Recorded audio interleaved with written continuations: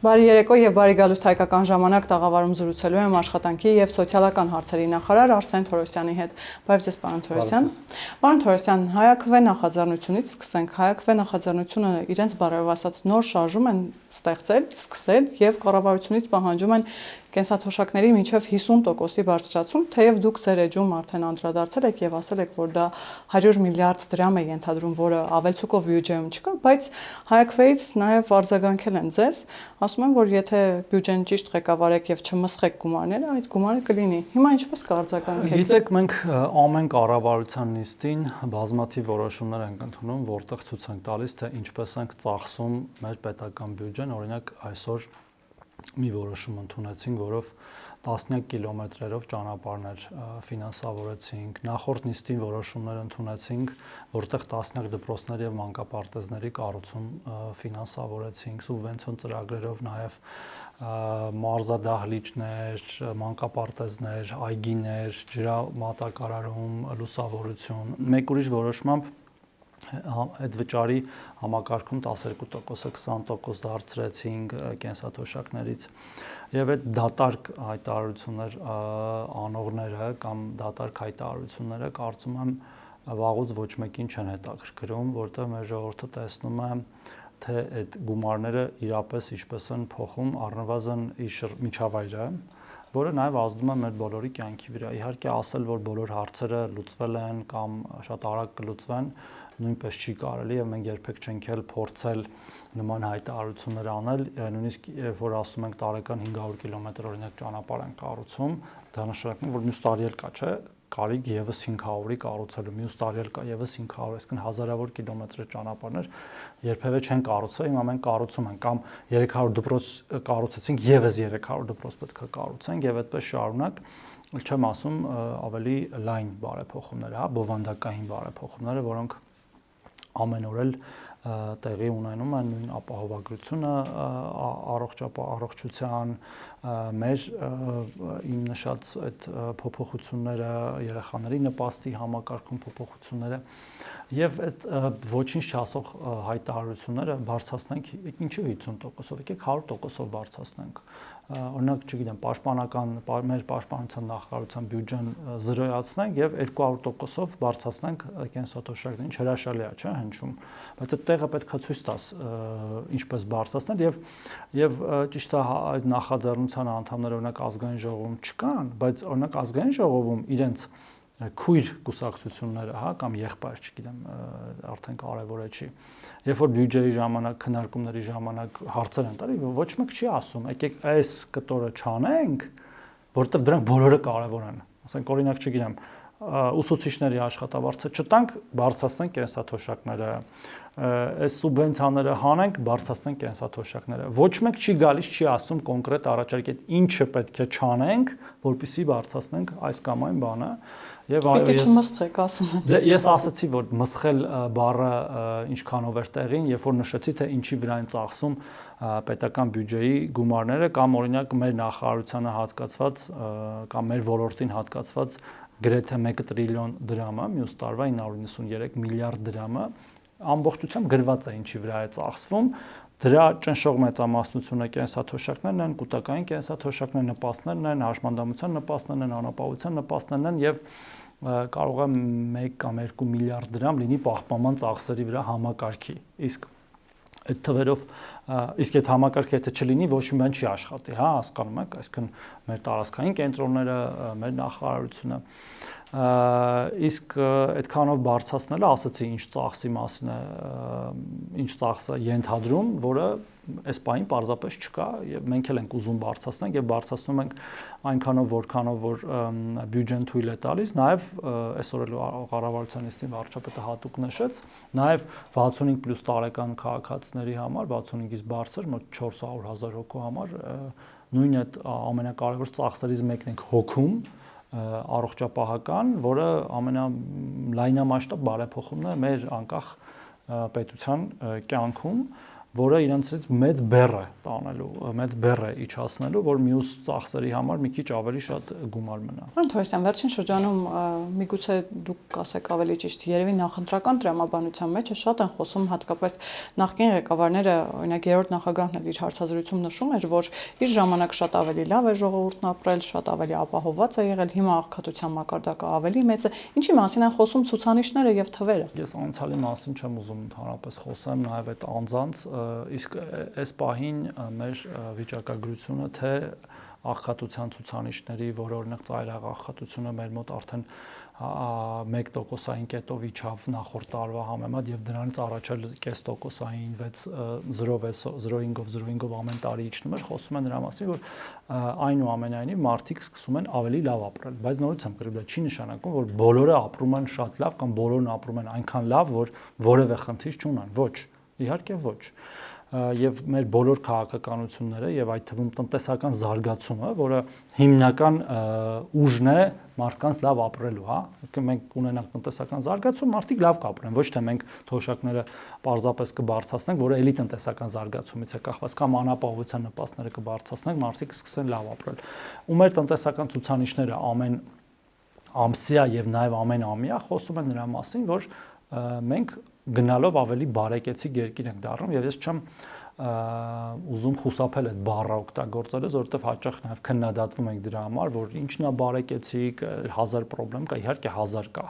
բայց երեք 2000 խնդրեմ կար, այսօր 1000 կա կամ այսօր 10000 կա, երեք 20000 կար, բայց վաղն էլ է լինելու այդ խնդիրները ու նաեւ խնդիրների որակն է փոխվում, հասկանում եք, եթե առաջ չգիտեմ, նույն ճանապարհաշինության մեջ, հա, կարևորը լիներ ճանապարհը, հիմա դա կարևոր չի, կարևորը որ լինի լավ ճանապարհ կամ մեկ ուրիշ, հա, որ առաջ կարևորը դպրոց լիներ, չէ, հիմա պետք է լինի լավ դպրոց, պետք է լինի լավ ուսուցիչ, լավ բժիշկ, լավ ուրիշ մասնագետներ, լավ զինվոր, լավ սպա։ Եվ այդ ամեն ինչը շարունակական է, իսկ թե նախկինում կամ հիմա մեր ժողովուրդը ինչպես էր ապրում, մեր ժողովրդից լավ ոչ մեկ չի կարող իմանալ եւ դրա վառ արտահայտությունն է լինելու է ժողովրդի տված գնահատականը այս կամ այն իշխանություններին նորից եմ կրկնում մենք պետք է ապագա նայենք ոչ թե անցյալ ու ընդհանրապես այդ բանավեճի մեջ պետք է աստիճանաբար փորձենք չմտնել այդ հնի եւ նորի կամ նախկինի եւ ներկայի։ Պարոն Թորոսյան, փոփոխություն եք առաջարկել նաեւ երեխաների ծննդյան նպաստի առումով այդ գործընթացում։ Ես կխնդրեմ մի փոքր ներկայացնել նախկին կարգը եւ առաջարկվող փոփոխությունների այդ տարբերությունը, որովհետեւ այդ առումով դեռևս կարծես թե բաց կա եւ հարցեր կան։ Իրականում շատ ենք խոսել դրա մասին, պատրաստ ենք էլի շատ խոսել այդ բացերի մասով էլ տեղեկատվական հիմնականում հատուկ մանիպուլացնում են դրա համար է տեղի ունենում, նորից բացատրեմ, մի քանի բան ենք փոխել, նախ կար պետական աջակցության ծրագիր երրորդ եւ հաջորդ երեխայի համար, որը ավարտվելու էր 1 ամսից, այսինքն դեկտեմբերի 31-ին այն ավարտվելու էր եւ նոր ծնվող երեխաները պարզապես չէին ստանալու այդ աջակցությունը, մենք որոշել ենք այն սարքել մշտական ծրագիր, քանի որ տեսել ենք դրա արդյունավետությունը եւ գումարային, այդ 50000 դրամները, երբ որ հաշվում ենք մեր տված ընդհանուր գումարը, առանց հետվճարի մեխանիզմը հաշվի առնելու, դա 3.6 միլիոն դրամ է գալիս մեկ երեխայի հաշվարկով։ Եվ եթե հետվճարի համակարգն աշխատվում է, գումարած դրան 20%, այսինքն այս դեպքում էլ հետվճարը գործում, երբ որ անկախիկ առևտուր ես անում։ Ըստ էության կարող է դառնալ հանգիստ 60000 դրամ այդ գումարը։ Մյուս փոփոխությունը դա երեխայի կարգաթվով պայմանավորված ծննդյան նպաստների փոփոխություններ է։ Մենք հիմա ունենք տարբեր կարգաթվերով, այսինքն նայած թե որ երեխան է, առաջի, երկրորդ, երրորդ, չորրորդ, հինգերորդ, ունենք տարբեր վճարման չափ, հիմա դա դարձնում ենք նույնը, բոլորի համար նույնը, 500,000 դրամ, առաջինը ու երկրորդը 300 էր, դառնում է 500, բայց այն ուժի մեջ է մտնում սեպտեմբերի 1-ից, որպեսզի չազդի այսօր հղիության մեջ եղած կանանց վրա, եւ որտեղ նրանք միգուցե նաեւ պլանավորել են իրենց հղիությունը այդ ամեն ինչը հաշվի առնելով, ամեն շատ պարզ է, ինչպես նաեւ որոշել ենք, որ Հայաստանից դուրս ծնված եւ Հայաստանի քաղաքացիական կաթության ակտերում չգրանցված գործակալությունում չգրանցված երեխաների համար չենք վճարելու այդ ձեռնպաստները, ինչը շատ բնական է, որովհետև եթե այդ երեխաները չեն ուզում Հայաստանի քաղաքացիություն եւ չեն ուզում պարտականություններ նաեւ ունենան Հայաստանի նկատմամբ, այդ դեպքում Հայաստանն էլ իրենց նկատմամբ չպետք է պարտականություններ ունենա, դրանով նաեւ խրախուսելու են, որ գրանցումները շատանան, մենք պատրաստ ենք գումարները տալ։ Այդ փոփոխություններն են հիմնականում եւ շատ պարզ բանաձև է։ Հետագայում իհարկե կանդրադառնանք նաեւ երեխայի խնամքի համար տրվող նպաստներին, դա մինչև 2 տարեկան երեխաներին է վերաբերում, բայց այս փուլում դրանք չեն կանդրադառնում, որպեսզի փոփոխությունների մասշտաբը շատ մեծ չլինի։ Ասացիք ծրագիրը արդյունավետ էր, դրա համար որոշեցիք շարունակել։ Արդյունավետը ինչ տեսանկյունից ծնելիության աճն է ավելացել։ Երրորդ եւ հաջորդ երեխայի ծնվելու տեսանկյունից էր արդյունավետ եւ ընդհանրապես միջազգային փորձն էլ ցույց է տալիս, որ պարբերական աջակցության ծրագրերն են կարեւոր եւ ոչ թե միանավակ տրվող գումարները, որտեղ միանավակ տրվող գումարները ծախսվում են արագ, բայց եթե դու երեխա ես ունեցել այդ գումարը ստանալու համար, դու ստիպված ես լինում մեկ երեխա ավել մեծացնել, այսպես ասած, իսկ պարբերական վճարումների դեպքում դու ամեն ամիս ստանում ես այդ վճարը եւ ծախսում ես հենց երեխայի խնամքի վրա։ Ոլորտային հարցերից անդրադառնանք մի փոքր նաև քաղաքական հարցերին։ Մասամբ անդրադարձանք, բայց հա։ Մարդու իրավունքների նախկին պաշտպան Արման Թաթոյանը հայտարարում է, որ եթե նախկին բառը որ ասում եք, արդեն իմաստ չունի իր մասին խոսել։ Բայց ամեն դեպքում մասին չենք խոսում։ Նախկինը նաև խոսել է նախկինների մասին, ասում է, եթե պաշտոնաթող նախագահները ուզում են, որ Նիկոլ Փաշինյանը չվերընտրվի, իրենք պետք է չառաջադրվեն 2026 թվականի ընտրություններին, բայց հետաքրքիր է, այստեղ բոլորը գիտեն, կարծում եմ, Սերժ Սարգսյանի Արման Թաթոյանի կապի մասին, ժողովրդական լեզվով ասած, այս ինչ խաղեր են տալիս։ Գիտեք, այդ ներընդդիմադիր կամ իրանց միջև եղած բախումները կամ կոնֆլիկտները կամ հնարած կամ իրական նույնիսկ կարևորել չի, բացարձակ կարևոր չեն մեր ժողովրդի համար, բացարձակ։ Իրենք պարզապես չեն հասկանում, որ մարդիկ ուրիշ բան են ուզում լսել եւ ուրիշ բանի են ձգտում։ Բացարձակ կապ չունի իրենք իրան ինչ կասեն ով ավելի ընդդիմադիր, ով ավելի հայրենասեր, ով ավելի ճոխկենացներ կարող է ասել։ Մարդիկ ուրիշ բան են ուզում լսել։ Մենք մեր երկրով ուր ենք գնում, ինչ ենք ուզում հասնել, մենք դա ասում ենք մեր քաղաքացիներին։ Հիմա թե մյուսները իրար ինչ մեղադրանքներ կհնչեցնեն կամ ով պետք է լինի, ով չպետք է լինի, բացարձակ կարևոր չի։ Մենք ասում ենք, որ Հայաստանում պետք է լինի խաղաղություն, մենք գնալու ենք խաղաղության ճանապարհով, մենք հաստատել ենք խաղաղություն, դա այն զարգացնելու ենք, կապիտալացնելու ենք, որը նաև ուղղակիորեն նշանակելու է բարեկեցություն, իմ ասած բոլոր բարեփոխումներով, ինչ որ քիչ առաջ նշում էի, եւ մի բան էլ ավելին, որտեվ ինքնի խաղաղությունը նաև տնտեսական աճ ապահովելու, ճանապարհների ապաբլոկավորում եւ այդպես շարունակ։ Եվ ես չեմ էլ ուզի, որ մենք մեր այս թանկ ժամանակը ծախսենք այդ ըստ էության մեր ժողովրդին ոչ մի նոր բան չասող մարդկանց կամ գործիչների վրա, որտեղ նրանք նորից եմ կրկնում, մրցում են իրենց նույն նարատիվների շրջանակներում, որոնք վաղուց մերժված են, հասկանում եք։ Իրենք են, բայց ամեն դեպքում հիմնական ընդդիմադիր ուժերը կամ որոնք հավակնում են դառնալ ընդդիմություն։ Եվ ինչ, թող իրենք լինեն, բայց իրենց ասելիքի վերաբերյալ շատ ասելու բան չկա, եւ եթե իրենք են հիմնականը ու իրենք իրար մեջ մրցում են, թող մրցեն։ Կարևորը որ մեր հետ չեն մրցում։ Եվ ասացիք, որ իրենք չունեն առաջարկելու բան նարատիվներ, առաջարկում են արժանապատիվ խաղաղություն, Ռոբերտ Քոչարյանն ասաց, չենք սահմանափակվելու այս 29000-ով։ Ես էլ ասում եմ, որ մեր ժողովուրդը դա ամեն ինչ շատ լավ հասկանում է, չսահմանափակվել 29000-ով նշանակում է պատերազմ հայտարարել հարևաններին բոլոր, իդեպ որտեղ 29743-ը պարփակված է 4 հարևանների մեջ, դրա մեջ են նաև այդ 4-ի մեջ են ոչ միայն իրենց ավանդական տենց հակառակորդ դիտարկվող, հա, Թուրքիան եւ Ադրբեջանը, այլև Վրաստանը եւ Իրանը, եւ նաեւ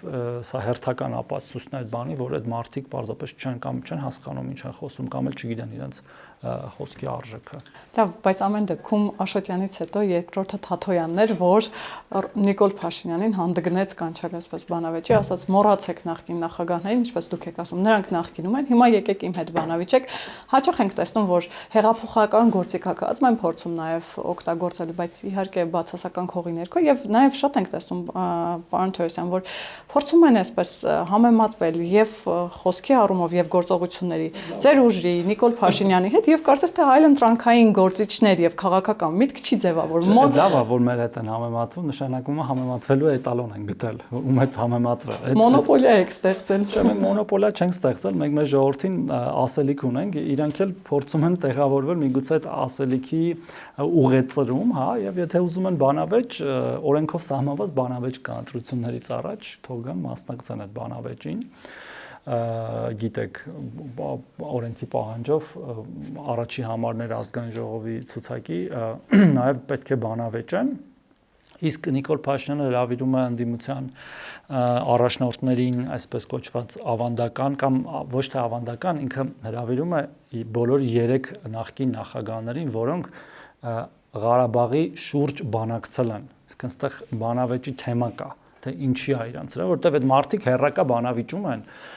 թաքնված իրենց հաճելի լրագրողների, ասենք թիկունքում կամ հետ հարցազրույցների ժամանակ կամ ինչ որ հայտարարություններ են գրում իրենց Facebook-յան էջերում, ասում են, ասելու բան մեկ, եկեք ուղիղ եթերում մեր ժողովրդի մենք ենք, չէ՞, վերջի այս վերջի 30 տարիների մեր առաջնորդները, մեր 34 տարիների։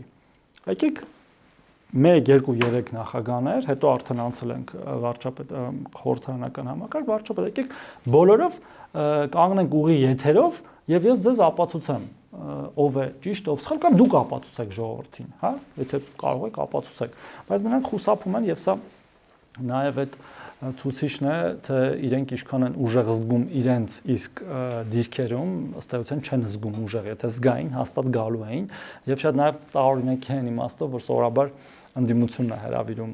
բանավեճի, այս դեպքում մենք ենք հրավիրում բանավեճի, ընդդիմությունը մերժում է, իսկ Թաթոյանի կամ Աշոտյանի հրավերները ես մեծ հաճույքով անձամբ օրինակ կընդունեմ եւ իրանց հետ կբանավիճեմ, իսկ մյուս բանավեճը ազգային ժողովի ընտրությունների նախորյակին օրենքով սահմանված կարգով վստահ եմ տեղի կունենա ու վստահ եմ, որ վարչապետ Նիկոլ Փաշինյանը կմասնակցի դրան։ Ասացիք նախկին նախագահները մերժում են այն պատճառով, որ ասում են ամեն ինչ շատ ակներև է, ամեն ինչի մեղավորը ըստ իրենց Նիկոլ Փաշինյանն է, հրահրել է պատերազմը Նիկոլ Փաշինյանը, Արցախը հանձնել է Նիկոլ Փաշինյանը եւ վերջերս բայց երբ որ իրանք այդ թեմայով օրինակ հանրահավաք են հրավիրում 3500 կամ 7500 մեր քաղաքացիներ են ներկա լինում, այսինքն բոլորին ամենայն հարգանքով սիրում եւ բացարձակ կապ չունի քաղաքական Հայաստանը, բայց դա նաեւ նշանակում է, թե ժողովուրդը ինչպես է ընդունում իրենց այդ աներկբա ճշմարտությունը։ Եվ ամեն դեպքում այլընտրանքային քաղաքական միտք ինչու չի ձևավորվում։ Պարոն Թորոսյան, այստեղ էլ մեղադրանքները հաճախ ձեզ են ուղղված ձեր ուժի։ Մեր դաշտին չի ազատ մամուլ կա, որի 90%-ը մեր ձեռքում չէ։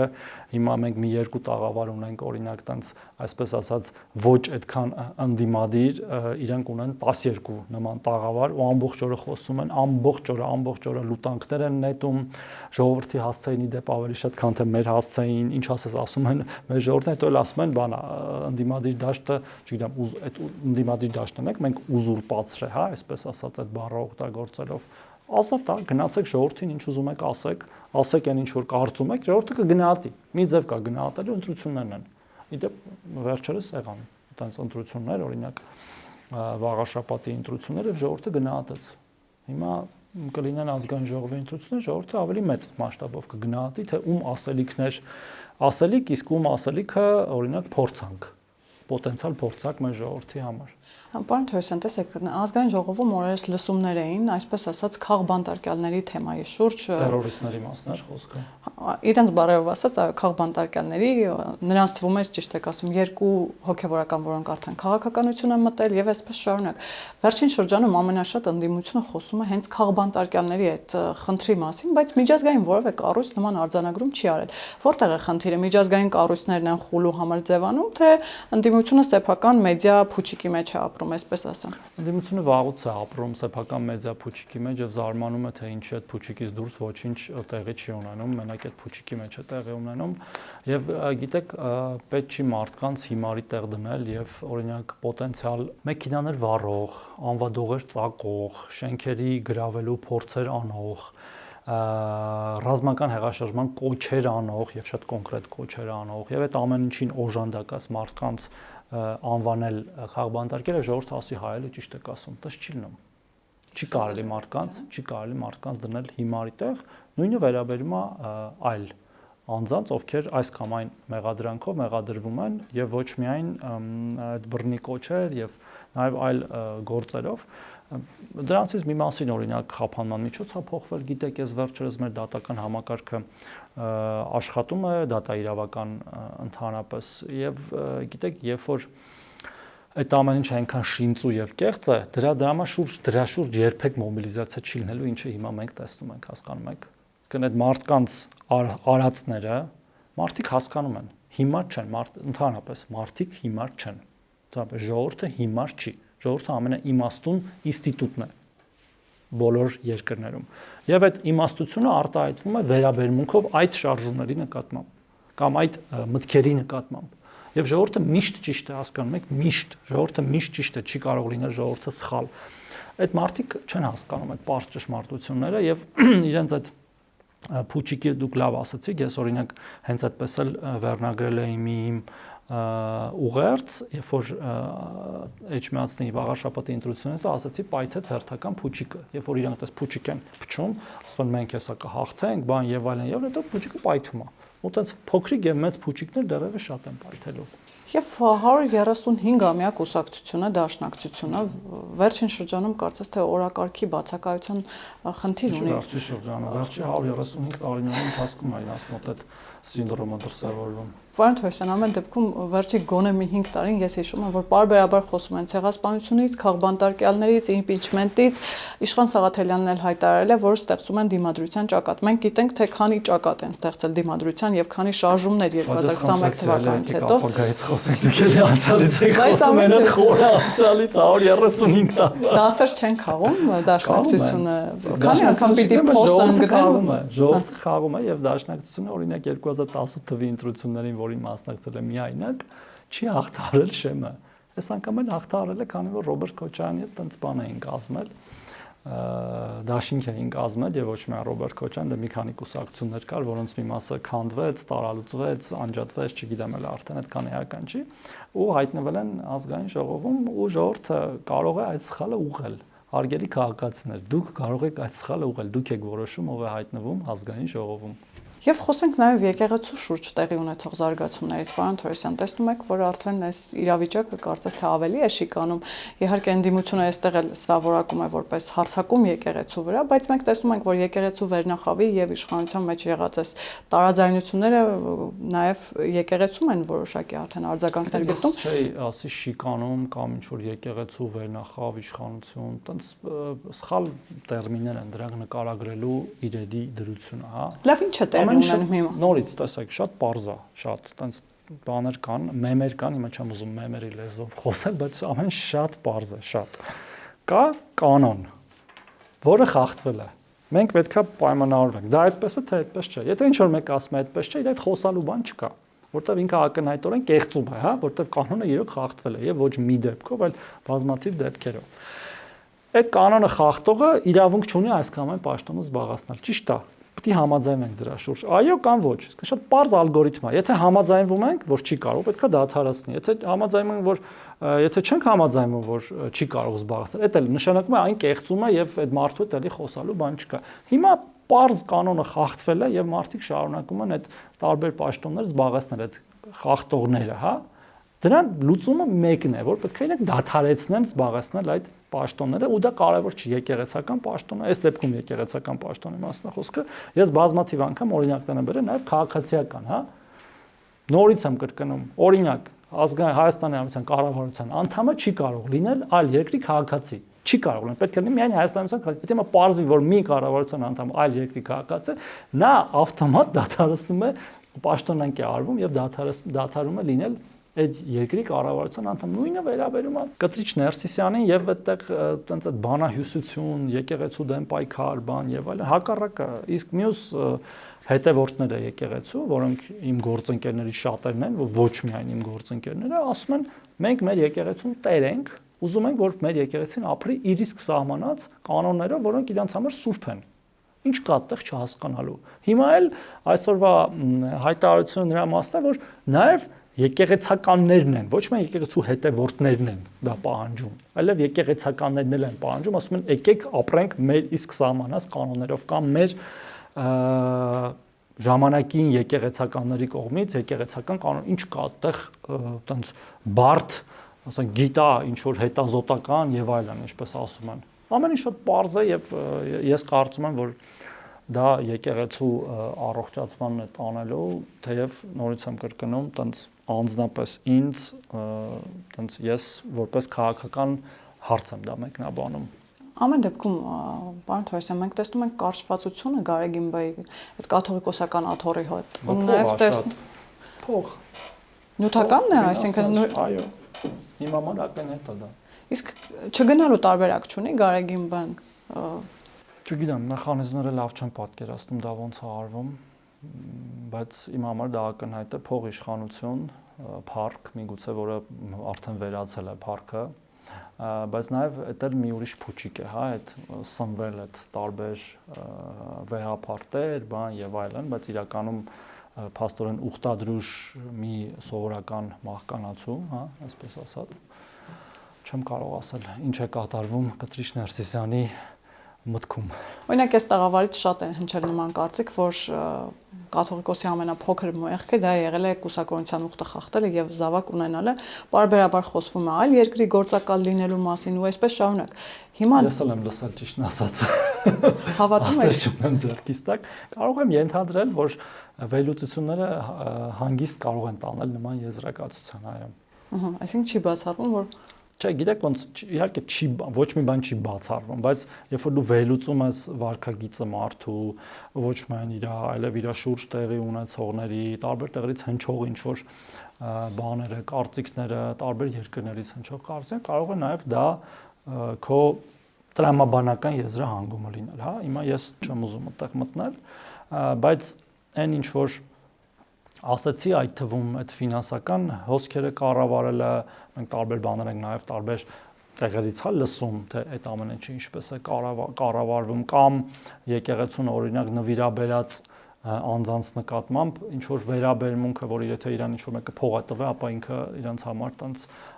հեղինակությունը եթե ով փող չի տվել դու ինչ գործ ունես եկեղեցու հետ այդ մոտեցումը այդ ֆինանսական խիստ ֆինանսական կամ նեղ ֆինանսական իմ համար շատ ակնհայտ է։ Այս դեպքում էլ է մոտիվացիան գումարը, այլ երկրի գործակալ լինել, այսինքն ամենայն հայոց կաթողիկոսը կարող է իր բարձր դիրքից այդքան իջնել, որ լինի գործակալ, դա սովորաբար հակառակն է լինում ես գործակալ, հետո դառնում ես ամենայն հայոց կաթողիկոս։ Հա, ճանապարհահատված։ Եվ տարբեր դեպքերում սովորաբար դա այդպես է լինում։ Պարոն Թորոսյան, այս տաղավարից նաև շատ է հնչել այն տեսակետը, որ Նաև եկեղեցու վարկանիշի մասին է վերջին շրջանում շատ խոսվում, վստահ եմ դուք էլ տեսած կլինեք ընդդիմադիր մամուլում եւ նաև վաղաշաբաթի ընտրությունների ժամանակ։ Եվ այս տաղավարից շատ են հնչում տեսակետներ, որ օրինակ Գարեգինբան ինչ որ պահի կարող է ուղիղ իր դեմքով մասնակցել ընտրություններին, մտնել ընտրապայքարի մեջ։ Հիմա դուք չեք վախենում, որ եկեղեցու վարկանիշի էս, երբ որ բարձր վարկանիշի մասին է խոսվում եւ այս մարդկանց այսպես ասած եկեղեցուց դուրս եք դնում, նրանք կարող են ուղիղ քաղաքականություն մտնել։ Նախ այդ եկեղեցու վարկանիշը Կտրիչ Ներսիսյանի, խնդրում եմ եկեք իրերը կամ մարդկանց կոչենք իրենց անունով։ Կտրիչ Ներսիսյանի վարկանիշը չի։ Եկեղեցին դա ինստիտուտ է 1700-ամյա իր բոլոր առավելություններով եւ թերություններով եւ մեր բնակչության մի մասը կամ զգալի մասը չեմ կարող ասել ունի պատկառանք այդ ինստիտուտի նկատմամբ, հա, եւ դա կախված չի Կտրիչ Ներսիսյանի անձից։ Հակառակը, այդ մարդկանց ճշող մեծամասնություն ասում են Կտրիչ Ներսիսյանը կապ չունի այս եկեղեցու հետ։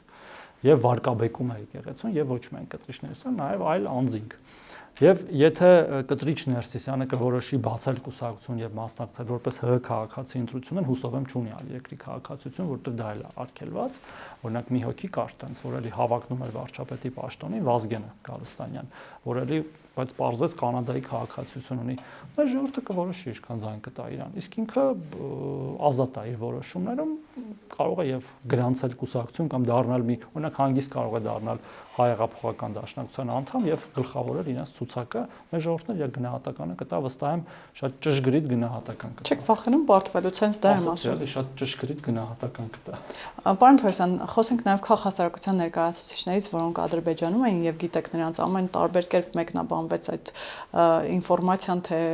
նրանք նախ քաղաքասարակության ներկայացուցիչներ չեն, ուղիղ Ադրբեջանի գործակալներ են եւ այսպես շարունակ։ Բայց այդ տեսակետն է հետաքրքիր որպես սոցիալ-նախարարի։ Կարևոր են այս շփումները հայաստանյան քաղաքասարակության եւ Ադրբեջանի քաղաքասարակության միջեւ եւ ինչ է դա տալիս եւ պետք է խոսել առհասարակ Ադրբեջանի հետ, թե ինչպես էլի ընդդիմությունն է ասում, պետք է արժանապատվության դիրքից հանդես գալ։ Որպես նախարար չեմ հիմա մեկնաբանի, որտեղ բացարձակ կապ չունի այդտեղ պաշտոնը, այլ որպես ՀՀ քաղաքացի կմեկնաբանեմ։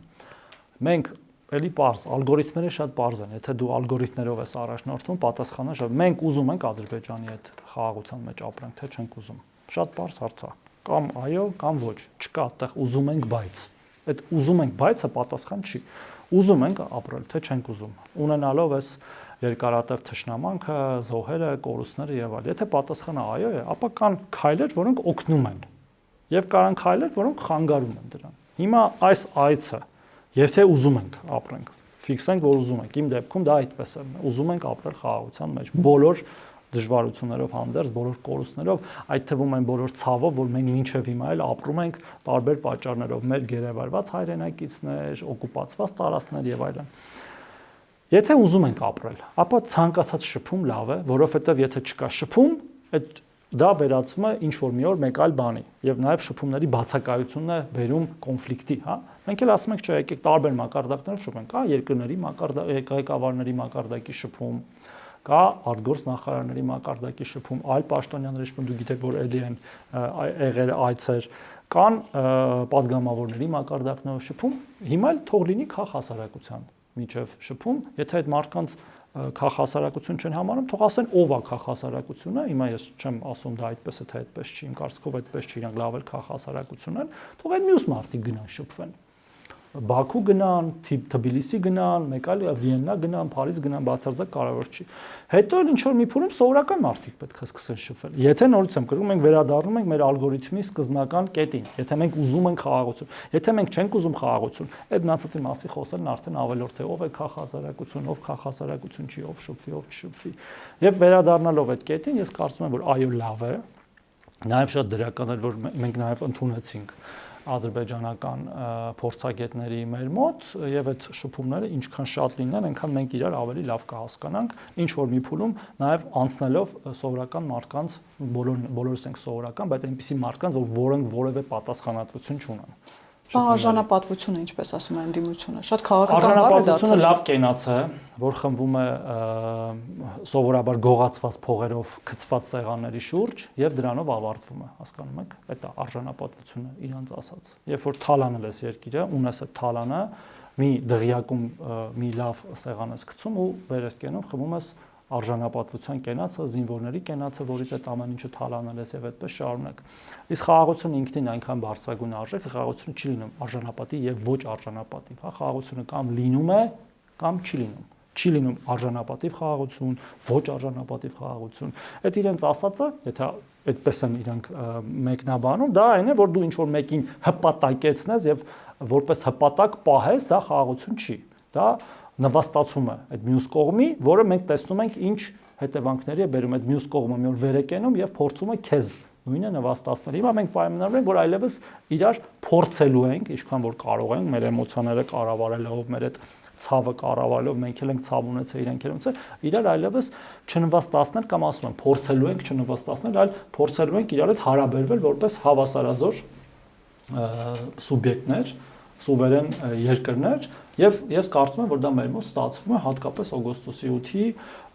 հայտնի խաղաղության հռչակագրերի ստորագրումից հետո։ Այսինքն ես ճիշտ հասկացա, պարոն Թորոսյան, եթե ամփոփենք, ձեր ուժի համար խաղաղությունը եւ Ադրբեջանի հետ երկխոսելը այլընտրանք չունի։ Ես կարծում եմ բոլոր հարևանների ու դրա այլընտրանքը շատ պարզ է, որ պատերազմն է, որը ոչ մեկ չի ուզում ասի, տենց բարձրաձայն, բայց իրանք բոլորը այդ նկատի ունեն, երբ որ դա ասում են։ Շնորհակալ եմ, պարոն Թորոսյան։ Հիշեցնեմ, որ տաղավարում զրուցում էի աշխատանքի եւ սոցիալական հարցերի նախարար Արսեն Թորոսյանի հետ, կհանդիպենք։